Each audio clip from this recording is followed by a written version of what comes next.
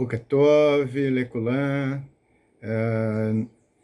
não sei qual será o horário, mas estou aqui numa manhã um pouco nublada aqui em Salvador. Esses últimos dias, as manhãs aqui, os dias têm sido muito nublados. Nós estamos em pleno inverno. Então, Bokatov, Leculan. Bom dia para todos vocês. Meu nome é Paulo Sávio Alves e eu estou aqui com vocês, a pedido da dona Solange, para falar sobre um tema muito importante na escatologia do nosso planeta. Ele não só é importante na escatologia do nosso planeta Terra, como também é extremamente complexo. Existem muitas versões sobre esse tema, que é o anti-Mashiach. Nós podemos encontrar em livros falando sobre o anti-Mashiach, e nós vamos ver daqui a pouco a sinopse de um deles, mas cada um dizendo uma coisa.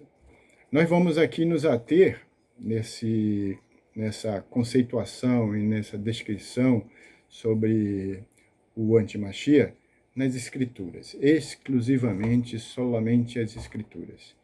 Não vou usar aqui nessa palestra para não aumentar muito esse vídeo, nem o espírito de profecia, o Ruha Nevuah. Vamos usar apenas os textos das Escrituras. Então, para começar, vamos mostrar aí a capa. Vocês devem estar vendo aí a capa do livro, que essa capa é de um livro chamado O Anti-Mashiach. Esse Anti-Mashiach, ele foi escrito por Eliel Roshveder. E eu vou ler aqui uma sinopse do livro para vocês terem uma ideia do que ele fala nesse livro. Existem verdades, existem inverdades, mas o fato é que ele nos chama a atenção sobre quem vem a ser esse anti-Mashiach.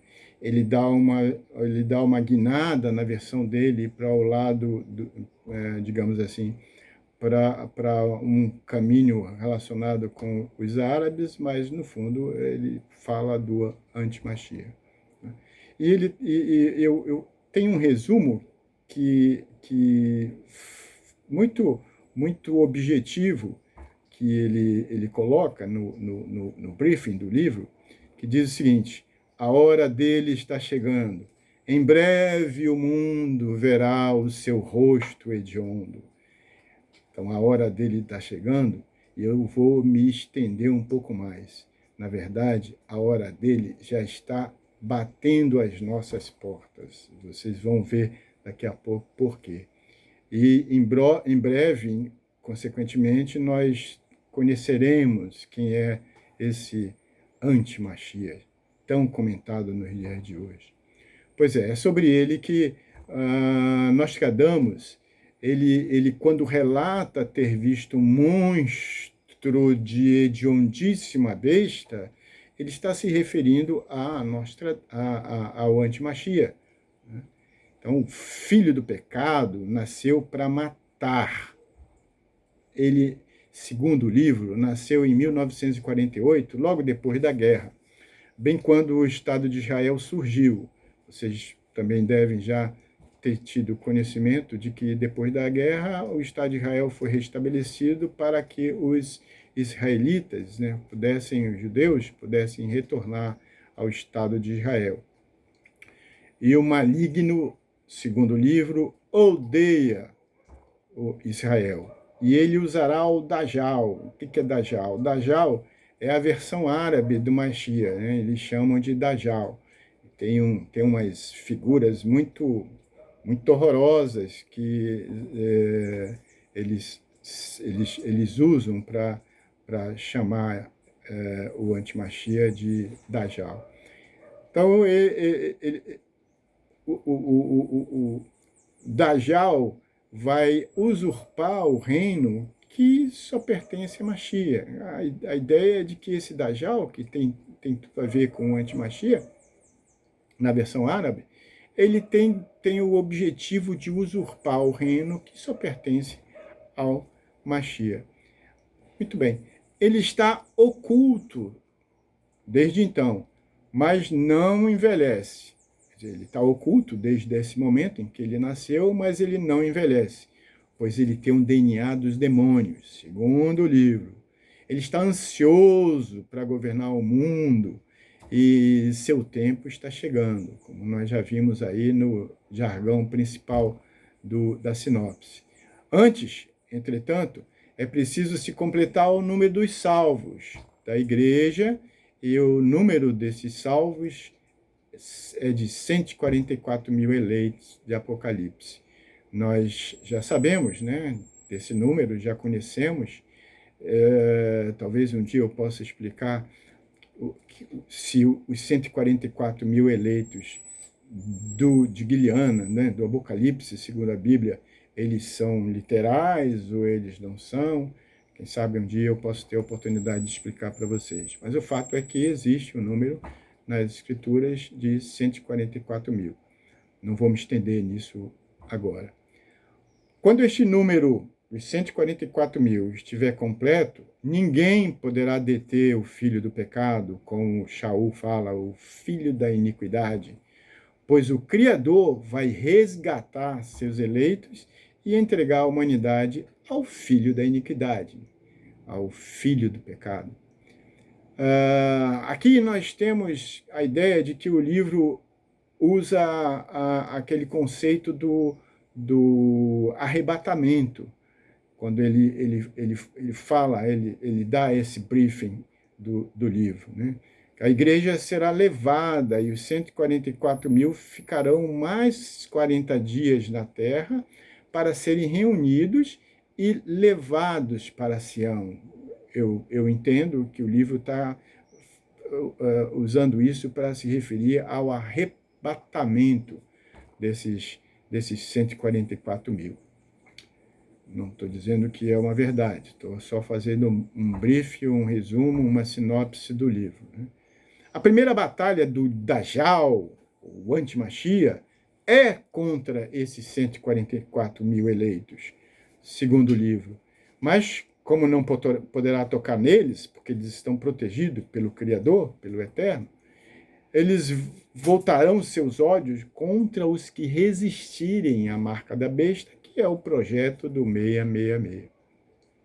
Essa é a sinopse desse livro, muito interessante, chamado O Anti-Machia, e a foto aí da capa do livro é uma foto bem sugestiva, o que demonstra que ele já existe, mas segundo o livro, mas ainda não foi totalmente revelado. Por isso esse capuz e uma obscuridade ali sobre o rosto do anti-Machia.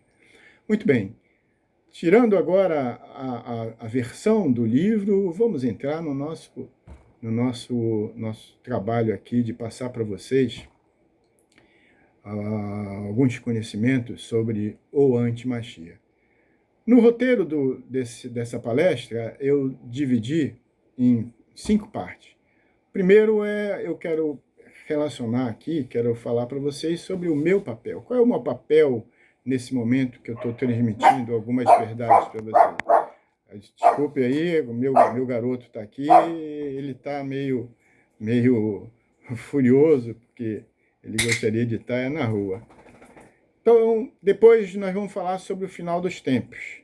Eu vou mostrar para vocês um quadro cronológico de evolução do final dos tempos na sua última hora. Ele está recortado, o quadro é maior, mas eu recortei só uma parte para mostrar para vocês sobre esse final do tempo. Nós já estamos no final do tempo ou ainda falta muito? Vamos discutir isso mais à frente. Depois eu vou falar sobre o conceito do anti-Machia. Anti-Machia, todo mundo fala sobre anti-Machia, mas vamos ver exatamente, de uma forma etimológica, o que significa anti-Machia. Depois nós vamos entrar no cerne, né, no grosso da nossa palestra, que é tentar responder quem é esse anti-Machia. E, finalmente, vou fazer um resumo conclusivo para vocês,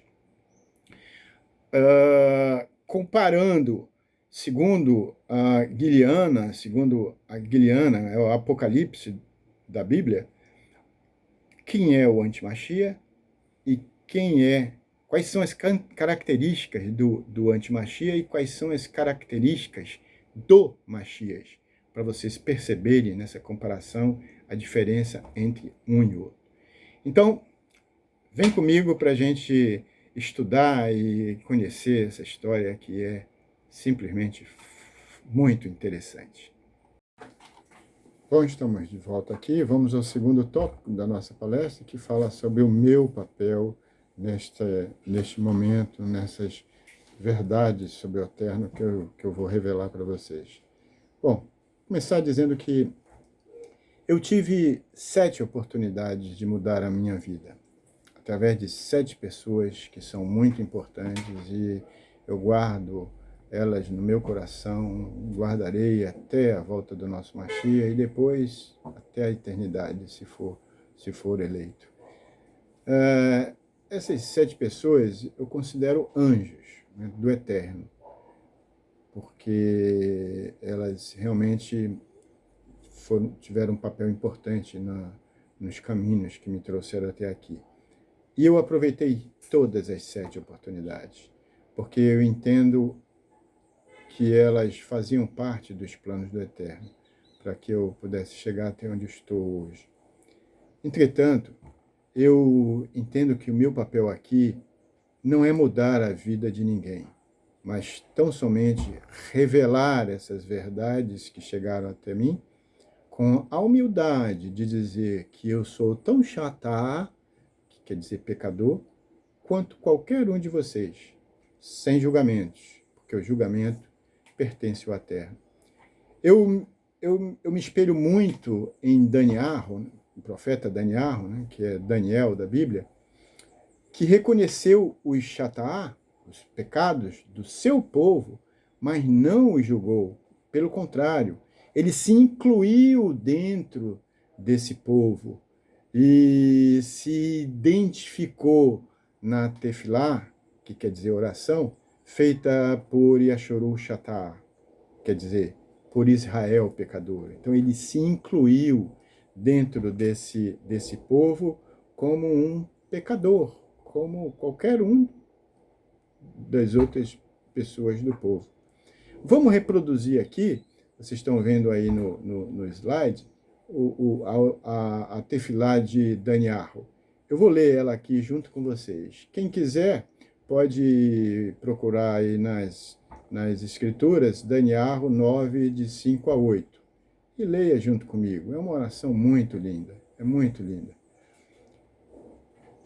Abro aspas para Daniel. Nós temos pecado e temos cometido iniquidade e temos procedido impiamente e nos rebelado, nos apartando dos teus preceitos e dos teus tzadikim, mishpaim, que quer dizer juízos, né? Justos juízos, ou juízos justos. Não atendemos aos teus nevins, profetas, que falaram em teu nome aos nossos reis, aos nossos nobres e aos nossos pais, e a todo o povo da terra. Ó Yahvé, Tzedakah, né?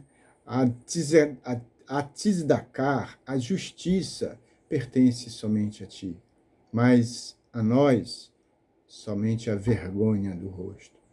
Como até este dia, aos homens de Arudá, de Judá, e aos habitantes de Ashulaim,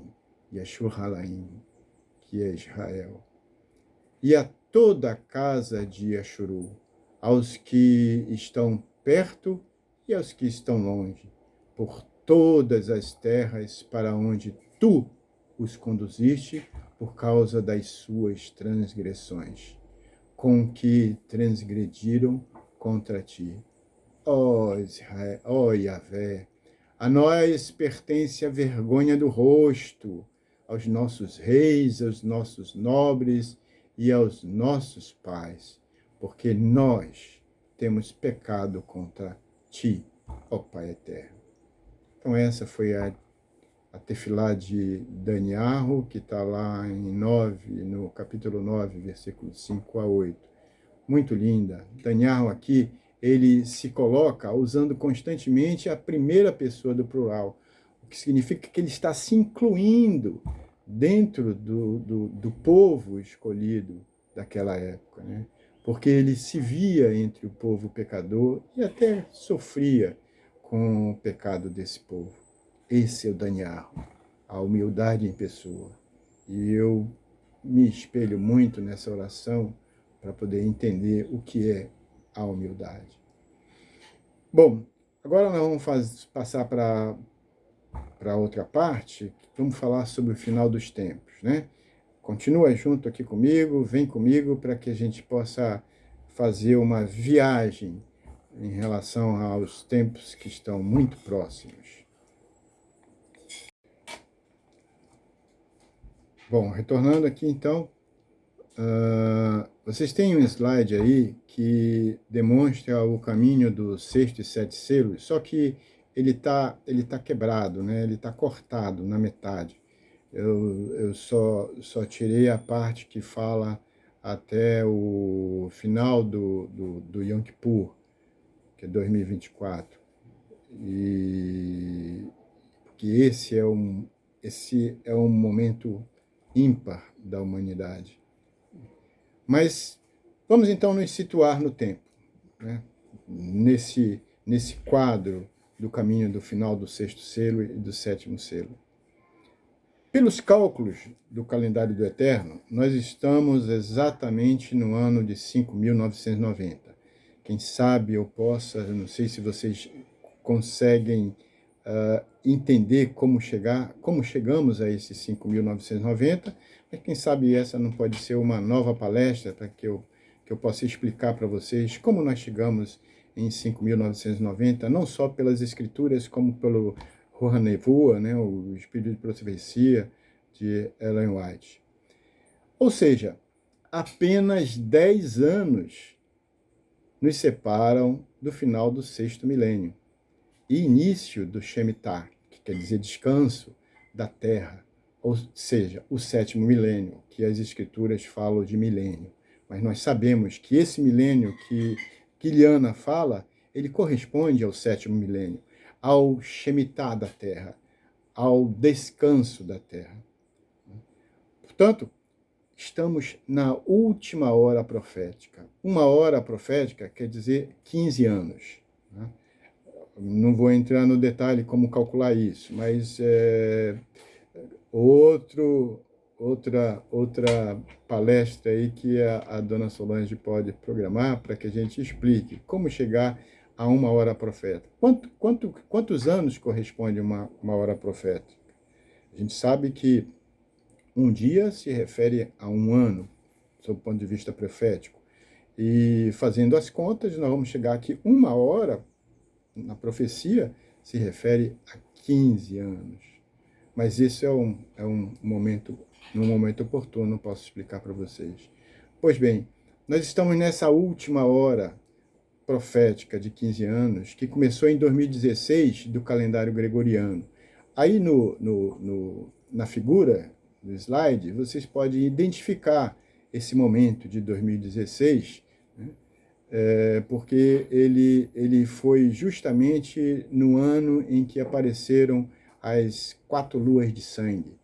E tem todo um contexto em cima dessas 4 luas de sangue que nos leva a crer que o início da primeira hora profética ela acontece exatamente no momento, no ano em que ocorreram essas 4 luas de fogo, de sangue. Eu não vou me estender aqui agora para não prolongar o vídeo e para não sair do roteiro. Mas tem aí mais um tema, dona Solange, para nós estudarmos juntos com a comunidade.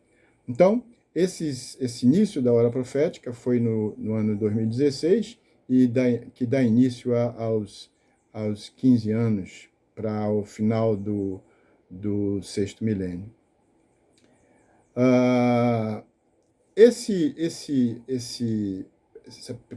O início dessa primeira hora profética, ela fica bem próxima do final do Yom Kippur também. O Yom Kippur, ele corresponde a um período de 180 anos, que começou em 1844, né? Eu tenho certeza que vocês devem entender o que aconteceu em 1844, né? Que foi a passagem do nosso Salvador do lugar sagrado para o lugar sagradíssimo, digamos assim.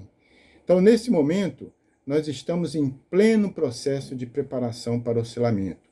E o selamento vai acontecer nos últimos momentos do final de Yom Kippur. Ele não é exatamente no final de Yom Kippur, mas ele é bem perto desse final do Yom Kippur, que será concluído em 2024 pelo calendário gregoriano. Então, o Yom Kippur, pela contagem de 1844 até o final dos 180 anos, ele acontecerá exatamente em 2024 do calendário gregoriano. Como demonstra esse corte que eu estou mostrando aí no slide, tá? Na evolução cronológica do quinto e sexto selo. Analisem bem esse corte e vocês vão ter essa cronologia do final dos tempos, do início do final dos tempos, porque, na verdade, nós estamos no prelúdio, né, no prefácio do final dos tempos. O final dos tempos vai acontecer mesmo depois do Yom Kippur, quando nós tivermos as trombetas e as pragas. E as pragas, elas vão ocorrer em concomitância com as trombetas, após o Yom Kippur. Mais um tema aí para a gente conversar no futuro próximo. Tá? Bom, no decorrer desta cronologia escatológica, que deverá aparecer o homem da iniquidade, segundo Shaul, que corresponde ao tema desta apresentação, o anti-Machia. Por causa do tamanho do vídeo, nós prenderemos nossa atenção somente aos versos que citam diretamente o anti-Machia. Como eu já falei, não vou me estender a textos do Ruach Nevuah, do Espírito de Profecia. Ficaremos só com os textos das Escrituras. Ok? Então, agora vem comigo para a gente conhecer o conceito do anti-Machia de um ponto de vista etimológico. Bom, agora chegamos ao terceiro tópico do nosso roteiro, onde nós vamos conceituar o anti-Machia. Então, o que significa e o que é o anti-Machia, que é o tema da nossa palestra, e comecemos entendendo esse significado. Anti-Machia é composto por duas palavras, raízes, né? Duas raízes. O anti e depois o Machia, obviamente. E o que vem a ser anti, sob o conceito etimológico? Bom, antes, ele indica em oposição a, ou contra alguém ou alguma coisa. Você veja que tem duas vertentes de significado. Quanto ao aspecto etimológico, o anti vem do grego anti, e que quer dizer do lado contrário, e aquele que assume o lugar do outro. Então, nesse contexto, nós dizemos que anti quer dizer em oposição a, contra alguém ou alguma coisa, do lado contrário, e aquele que assume o lugar do outro. E Machia, eu tenho certeza que vocês devem entender o significado de Machia. Machia também é formado por duas raízes, né? Mesh e A, onde a primeira significa ungido e a segunda, Iá, é o nome reduzido de Yahvé. E aí temos, então, a palavra composta chamada anti-Machia.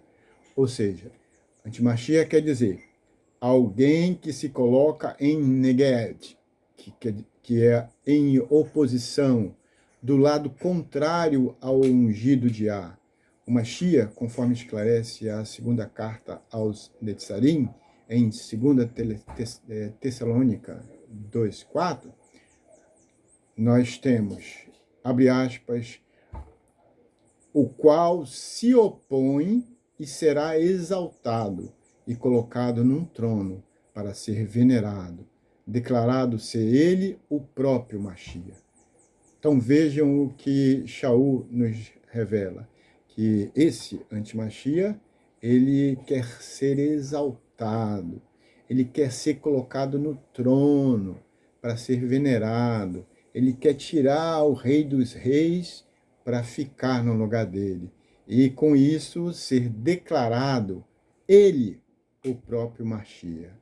Ele se opõe completamente, né, aos ensinos de Yahushua, e, além disso, almeja o seu trono para ser venerado, conforme nos revela Yashayahu, que é Isaías 14, 13, 14. Abre aspas para Yashayahu. Porque tu disseste em teu coração, eu ascenderei aos céus, eu exaltarei meu trono acima dos Corrafim, que são estrelas do soberano. Eu me assentarei sobre o monte do agrupamento nos lados do norte. Eu ascenderei acima das altas nuvens. Eu serei como soberano. Urulion, quer dizer soberano altíssimo. Até a gente pode perceber aí que Yeshayahu já está antecipando a mente, né, do futuro antimachia na cabeça daquele que desceu dos céus, foi expulso, fez a guerra lá no céu e foi expulso do céu para cá, que é o Rachatã, né, Satanás. Bom, vimos aí então o conceito de antimachia, revelamos esse conceito nas palavras de Shaul e também revelamos esse conceito nas palavras de Yeshayahu, né, que é o Isaías. Agora a gente vai ver um trecho, um parágrafo do Catecismo da Igreja Católica, e aí é que eu vou mostrar para vocês que até a própria Igreja Romana, ela admite que existe um antimachia e que esse antimachia está para chegar no mundo. Veja o que a Igreja Romana, através do seu catecismo, fala sobre o antimachia. Parágrafo 675 do catecismo. Abre aspas para o catecismo romano. Antes da vinda de Cristo, vou usar aqui as palavras deles, né? Os nomes errados que eles usam. Antes da vinda de Cristo, a igreja deverá passar por uma prova final, que abalará a fé de numerosos crentes. A perseguição que acompanha a sua peregrinação na terra porá a descoberto o mistério da iniquidade. Aqui, nessa expressão específica desse parágrafo 675 do Catecismo, a Igreja Romana se refere ao antimachia, sob a forma de uma impostura religiosa que trará aos homens uma solução aparente para os seus problemas, à custa da apostasia da verdade. A suprema impostura religiosa é do anticristo, isto é, do pseudo-messianismo, em que o homem se glorifica a si mesmo, substituindo-se a Deus e ao Messias encarnado. É impressionante, né? Fale dos outros aquilo que eu sou.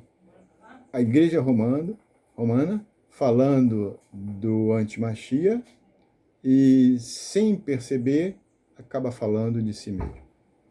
Mas agora vamos à palavra de verdade, às Escrituras.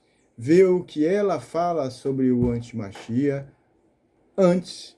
Entretanto, é bom a gente esclarecer que existem várias versões sobre quem seria o antimachia, e a lista é enorme, mas eu posso dar aqui alguns exemplos de pessoas por aí, pelo mundo, em vários tempos, que acreditaram ser o antimachia. Por exemplo, Hitler foi um deles, Saddam Hussein também, Mussolini também foi exaltado aí como um antimachia.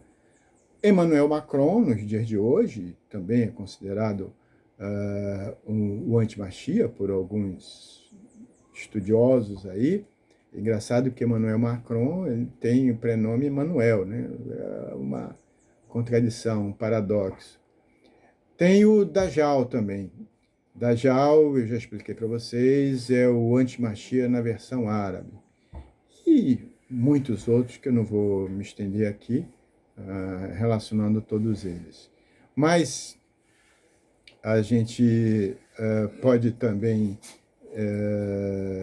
relacionar alguns organismos não governamentais, como a ONU, a Microsoft, o Partido Comunista, que também foram confundidas elas, as organizações, com o monstro que sobe do mar de Guiliana, Apocalipse 13. Entretanto, precisamos ter o discernimento para saber se esses supostos antimachia se encaixam nas características do antimachia na história da humanidade e ao longo dos séculos. E a gente vai ver essa característica lá no final da nossa palestra. É importante a gente ressaltar que essa palavra antimachia, ela não aparece em Guiliana, ela não aparece em nenhum outro livro das Escrituras. Ela só aparece em 2 das 3 epístolas de Yachatã, que é João, o apóstolo João. A primeira é Yachatã Aleph, que quer dizer 1 João, 2, 18, 22 e 4, 3, e na Yachatã Bet, que é 2 João, em 1, 7. A gente vai ver na sequência, no próximo tópico, que é onde nós vamos revelar quem é o antimachia, esses textos especificamente. Então, vem comigo para o próximo tópico. Bom, chegamos ao ápice da nossa palestra, onde nós vamos revelar, através das Escrituras, quem é esse antimachia.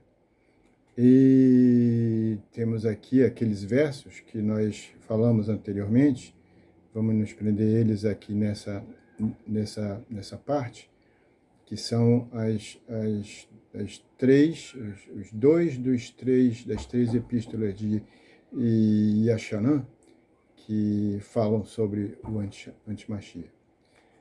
As profecias preveem determinados eventos que ocorrem no transcurso da história, desde os tempos em que o material profético foi dado até a consumação final da história. Isso é a profecia. E, ao falarmos sobre antimachia, em primeiro lugar, precisamos ressaltar que já no tempo de Arxanã, reconhecia a existência não do antimachia, mas de vários antimachias lá no primeiro século da nossa era. Veja o que diz Yachanã, que é 1 João 2,18.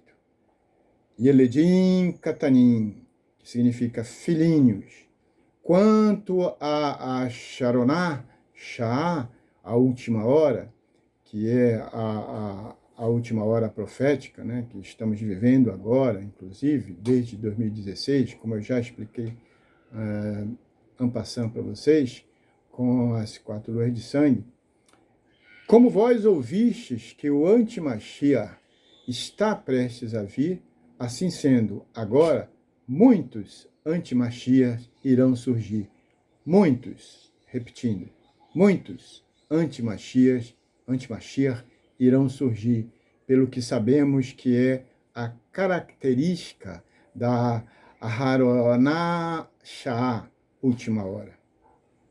Então, aqui nesse verso 18 de Yachanã Aleph 2, Yachanã fala, em primeiro lugar, que nós já estamos na última hora, agora, e que naquela época eles já estavam se aproximando da última hora, e que já ouvia-se falar naquela época sobre o antimachia.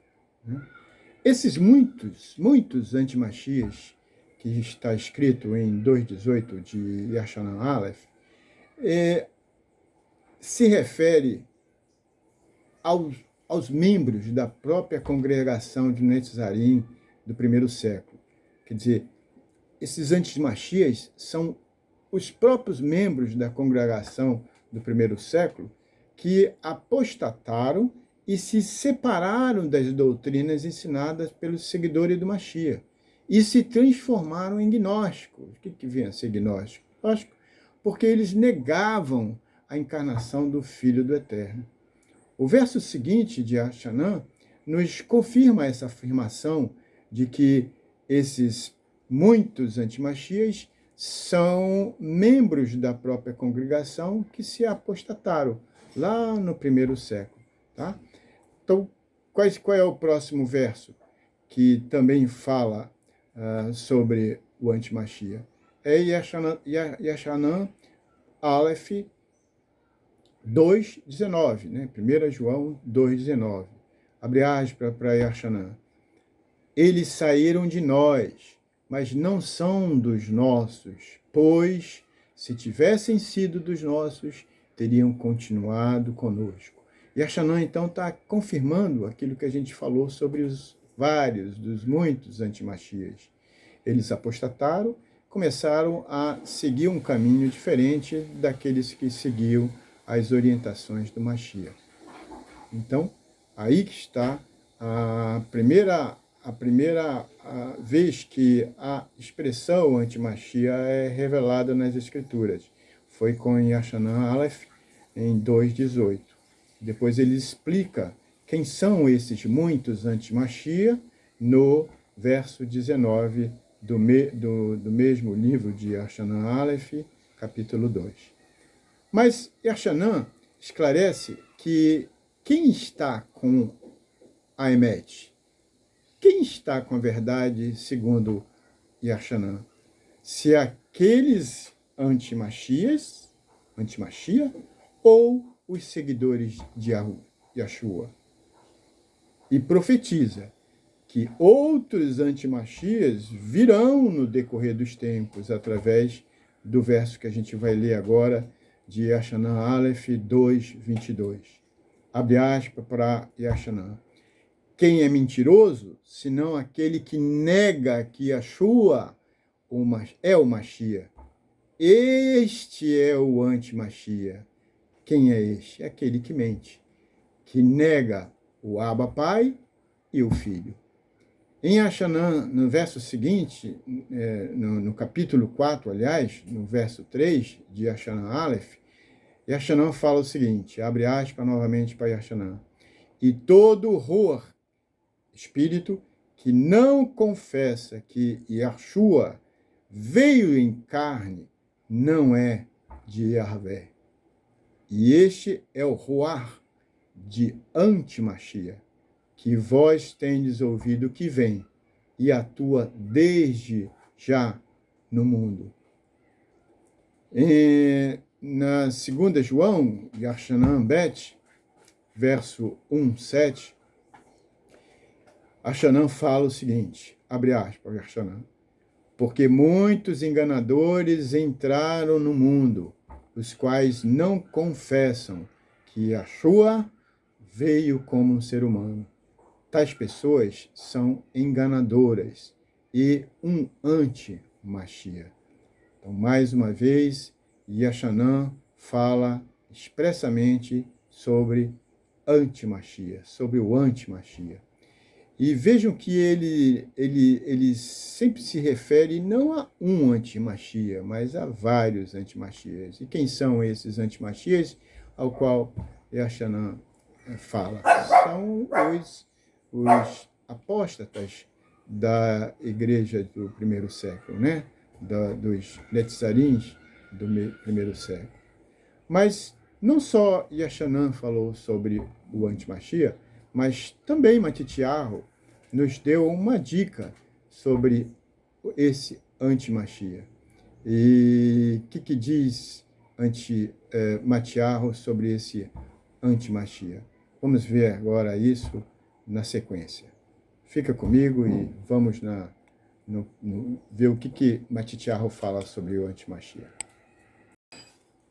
No verso 24, do capítulo 24 de Matityahu, nós lemos o seguinte: por que se levantarão falsos Machia, ungidos, e falsos Nevim, profetas, e hão de mostrar grandes sinais e maravilhas, de tal modo que, se possível, fora eles enganariam os próprios escolhidos. Então, tem duas profecias aqui de Matityahu importantíssimas.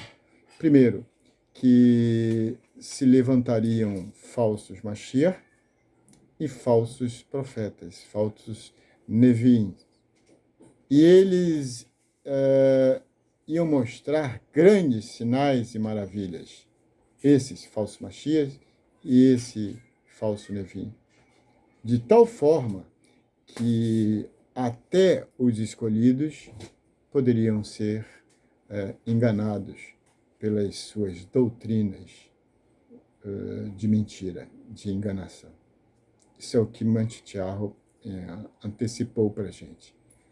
Este é um grande alerta aos escolhidos do Altíssimo para vigiarem e fazerem tefilote nestes finais do tempo, porque o laço do passarinheiro está pronto para desafiar o nosso Salvador e enganar a muitos dos escolhidos. Então, nós já vimos que Yachanan nos revelou esse antimachia, não na forma de uma pessoa, mas na forma de vários antimachia. Já vimos aqui a profecia de Matityahu dizendo que muitos Mashias e falsos Nevins e falsos Mashias se levantariam e enganariam muitos, até os próprios escolhidos, né? Devemos ficar sempre vigilantes, fazermos tefilote nesses finais do tempo, porque certamente, se formos escolhidos, nós estaremos, eu acho, né, minha opinião, nós estaremos em primeiro lugar para sermos enlaçados pelo laço do passarinheiro, que eu não gosto nem de falar o nome. Mas não só Yachanan, como Matityahu, falaram sobre os antimachia. Shaul, Paulo, também falou sobre o antimachia. Só que Shaul foi mais específico. É o que a gente vai ver na sequência do nosso roteiro. Fique comigo e me acompanhe. Mas foi Shaul, Paulo, ao contrário de Yachanan, mais específico em identificar o homem da iniquidade, também chamado de o homem sem lei, que deveria aparecer pouco antes do fim dos tempos, precedendo a vinda de Yeshua HaMashiach. Vejam a segunda carta aos Netzarim, em Tessalônica, capítulo 2, de verso 1 a 4, que eu vou ler agora na sequência para vocês, o que diz Shaul. Abre aspas para Shaul. Agora vos suplicamos, irmãos Netzarim, no que concerne à vinda do nosso soberano Yeshua HaMashiach e à nossa reunião para o encontro com ele, para que não estejais dissuadidos na mente, nem perturbados, nem mesmo por qualquer espírito, nem por palavra de homem, nem por carta supostamente escrita por nós, de que o Yom, o dia da vinda do Mashiach, já esteja prestes a vir. Para que ninguém vos engane, seja de que modo for, porque o Yom do soberano Yeshua não virá, sem que antes venha a rebelião, a apostasia, e que o poder forte do pecado revele o nome blasfemo de perdição. Este é o antimachia escatológico que Shaul nos revela pessoalmente, personalizado em uma pessoa. No último verso dessa sequência aqui, nós temos aquele que nós já falamos antes, o qual se opõe. Quem se opõe? Antimachia, e será exaltado e colocado num trono para ser venerado e declarado ser ele próprio o Machia. Então, ele vai se declarar o Machia, o antimachia. Veja agora em essa outra passagem de Shaul, no verso seguinte, o verso 5, que também é muito clara e esclarecedora para discernirmos sobre quem é esse antimachia. Diz Shaul no verso 5, lembrai-vos que, quando ainda estive convosco, não vos relatei essas coisas. E agora, vós sabeis o que o detém, de modo que ele possa se revelar a seu tempo. Porque o mistério da anulação da Torá, a instrução, da ilegalidade, já opera. Ele já operava naqueles tempos de Matitiá, João, né, e Achanã. E aguarda somente que seja afastado aquele que agora o detém. Aquele que agora o detém. Se vocês perceberem, Yashanan fala do antimachia no plural, os antimachia. E estes já estavam em operação no primeiro século.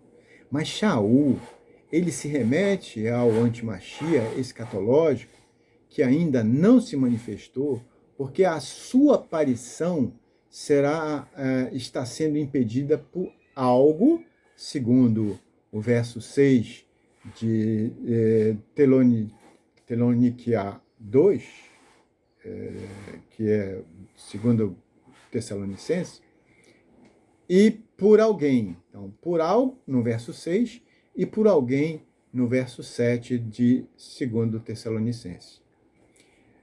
Notem que, em Tessalonicenses 2,6, Shaul se refere ao repressor de modo neutro, entre aspas, o que o detém, algo que o detém, algo que estava impedindo a chegada do antimachia escatológico.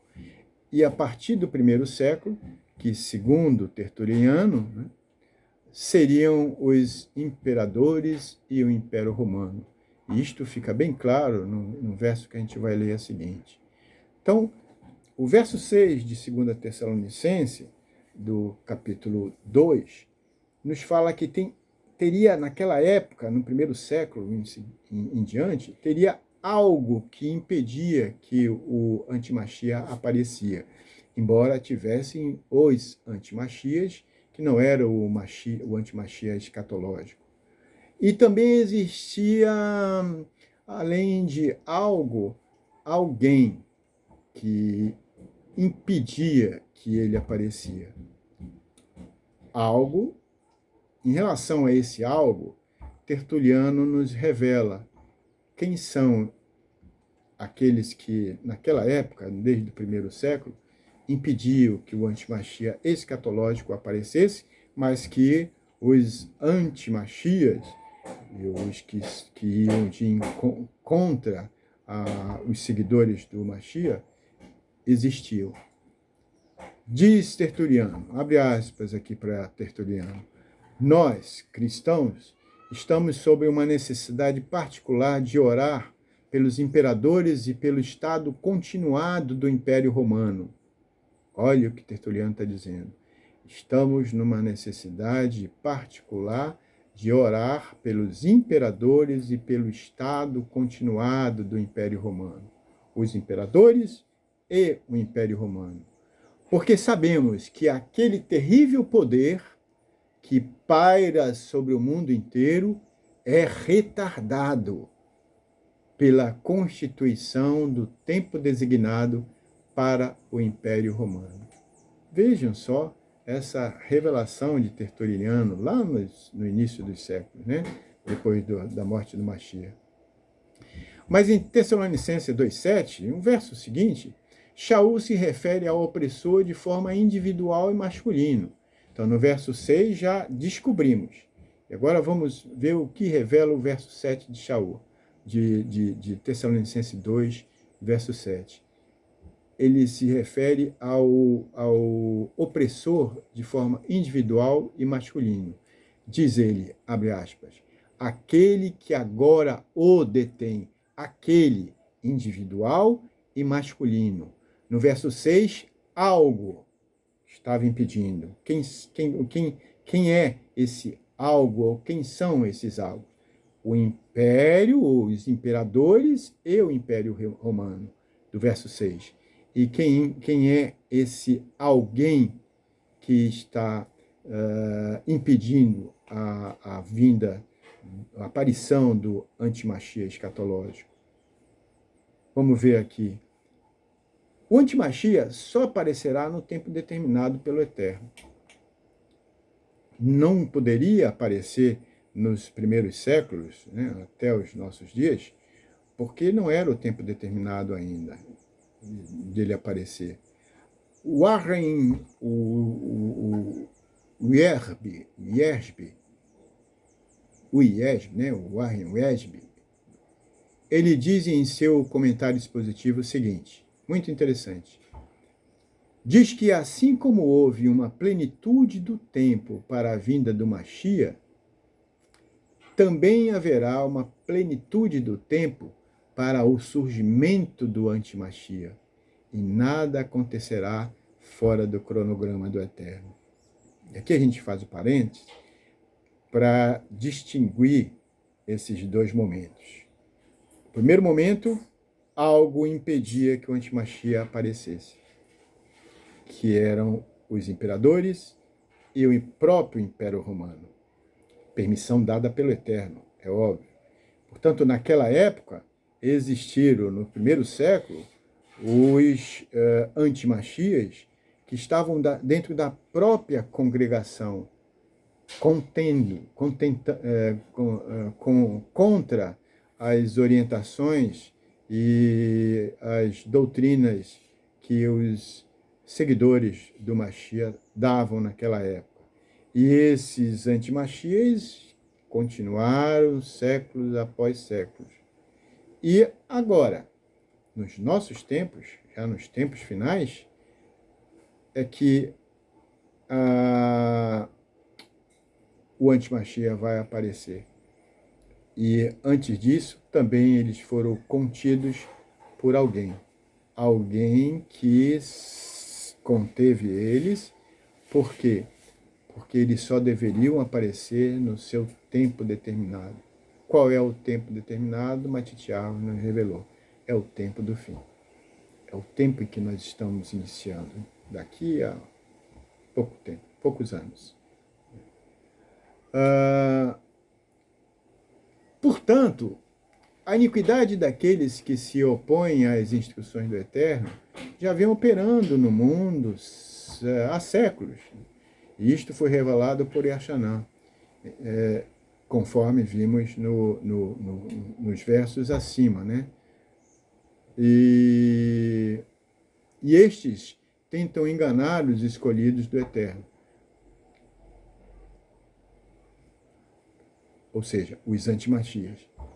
Mas o Altíssimo preserva seus fiéis. Preservava naquela época e continua preservando nos dias de hoje. Continuando a segunda carta aos Netzarim em Tessalônica 2, nos versos de 8 a 10, nós temos a profecia de que o antimachia será revelado no seu tempo determinado, como falamos anteriormente. Mas que em seguida, Yeshua, o verdadeiro Salvador, o destruirá. Vejamos o que diz então o verso 8, 9 e 10. Abre aspas, para Shaul. E então, aquele que é o nome de blasfêmio e contra a instrução, a Torá, será revelado a este com toda a sua obra de engano, o soberano Yahushua HaMashiach consumirá com rurra de sua boca e o destruirá pelo resplendor da sua vinda. De maneira que este, cujo advento é segundo a obra eficaz de Rachatã, com todo o poder impuro e sinais e maravilhas de mentiras, com todo o engano e injustiça aos que estão perecendo, porque estes não receberam a Ahavá Emet, o amor da verdade, para que pudessem ser salvos. Então, esse são os versos de Shaul, falando sobre os anti-Mashiach. E agora nós vamos concluir nossa palestra, na sequência, com um resumo conclusivo muito interessante, onde nós vamos mostrar a diferença entre as características do Mashiach e as características do anti-Mashiach, segundo Guiliana ou o Apocalipse. Fica aí com a gente e vem comigo. Nessa última parte da nossa palestra, então, vamos relembrar o que nós já vimos. Vimos que os antimachias já existem no nosso mundo desde os tempos dos apóstolos, desde o início desta nova era. Mas não como uma pessoa, e sim como um poder apóstata, que surge dentro das congregações Netzarim, seguidoras do Mashiach. Esse poder se transformaria num poder civil e religioso mais tarde, ao mesmo tempo, e que um dia, em nosso tempo, esse poder seria representado por uma única pessoa, ou anti-Mashiach, escatológico, que assumiria a hegemonia mundial em todos os aspectos, inclusive nas religiões, de modo que ninguém poderia comprar ou vender, a menos que possua o seu nome ou o seu número na fronte e na mão, conforme explicado em Guiliana 13. Finalizando, então, essa palestra, vamos agora fazer um pequeno resumo entre as características do Mashiach e desse poder representado por uma pessoa em nossos tempos, que é uma contrafação do Mashiach e é chamado de anti-Mashiach. Vocês veem aí no quadro, no slide, esse último slide, onde apresento um quadro, resumo, do lado esquerdo, em azul, as características do Mashiach, e do lado direito, em vermelho, as características desse poder do anti-Mashiach. A primeira característica do Mashiach é que ele recebe a autoridade do Pai e se assenta no trono do Pai. Guiliana 2, 28 e 5, verso 6. Em contrapartida, a contrafação do Mashiach, o anti-Mashiach recebe a autoridade do dragão e se assenta no trono do dragão. Guiliana 13, 4 e 16, 10. A segunda característica interessante é que, no caso do Mashiach, ele tinha sido morto, mas estava vivo, agora, no nosso tempo, lá no santuário celestial, segundo Guiliana 5, 6. Em contrapartida, a contrafação disso é que teve Rachatã, o anti-Mashiach, teve uma de suas cabeças golpeadas de morte, mas sobreviveu. Esse golpe de morte aconteceu lá na prisão do Papa, e a sua morte posteriormente. Isso está em Guiliana 13, 3. A próxima característica do Mashiach é que ele põe um selo com seu nome sobre a testa dos seus seguidores. Guiliana 7, versículo 3 e 14, versículo 1. A contrafação disso é que o anti-Mashiach, esse poder de Rachatã tem uma marca com o seu nome sobre a sua testa e sobre a testa dos seus seguidores, segundo Guilhana 13, versículo 16 e 17. Na próxima característica, temos que o Mashiach, ele recebe adoração celestial junto com o Pai. Guilhana 5, verso 9 e 10. E em relação ao anti-Mashiach, a contrafação, é que ele recebe a adoração terrena junto com o dragão. Guilhana 13, 4. Na sequência, outra característica do Mashiach. Um lindo hino é cantado em sua homenagem, conforme Guilhana 5, verso 9 e 10. Característica do anti-Mashiach. Um hino é cantado em sua homenagem também, conforme Guilhana 13, verso 4. Outra característica do Mashiach é que ele é o Cordeiro do Eterno. Guilhana 5, verso 6. Característica do anti-Mashiach, a contrafação, é que ele tem apenas a aparência do cordeiro, mas não tem nada a ver com o cordeiro. Isso está em Guilhana 13, verso 11. Característica do Mashiach, ele tinha 7 chifres e 7 olhos, segundo Guilhana 5, 6. Característica do anti-Mashiach, ele tem apenas a aparência de cordeiro. Desculpe. Ele tinha 10 chifres e nomes de blasfêmia, segundo Guilhana 13, 1.